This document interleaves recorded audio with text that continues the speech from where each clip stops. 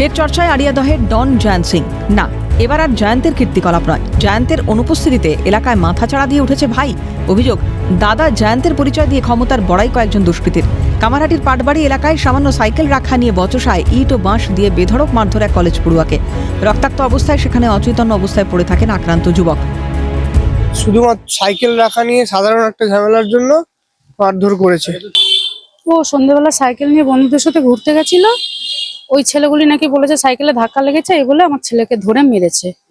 প্রথমে ইট দিয়ে মেরে মাথা ফাটিয়ে দিয়েছে, তারপরে বাঁশ দিয়ে মেরেছে। ওখানে অজ্ঞান হয়ে পড়েছিল, ওর বন্ধুরাই ওকে হাসপাতালে নিয়ে গেছিল। অভিযুক্তদের বিরুদ্ধে দক্ষিণেশ্বর থানায় অভিযোগ দায়ের করলেও আতঙ্ক যেন পিছু ছাড়ছে না আক্রান্ত জিৎ দাসের। অন্যদিকে ঘটনার পর থেকেই পলাতক জয়ন্ত সিং এর ভাই ও তার অনুগামীরা। অভিযুক্তদের খোঁজে শুরু পুলিশি তল্লাশি, শুরু হয়েছে তদন্ত, কিন্তু প্রশ্ন থেকেই যাচ্ছে, এলাকায় আবারও বাড়ছে কি গুন্ডারাজ? অথচ সেদিকে তো কোনো নজরদারি নেই।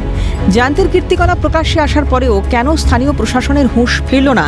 আর কতদিন প্রশাসনের গাফিলতির মাসুল দিতে হবে আমজনতাকে? শান্তনু সাহার রিপোর্ট, ক্যালকাটা নিউজ।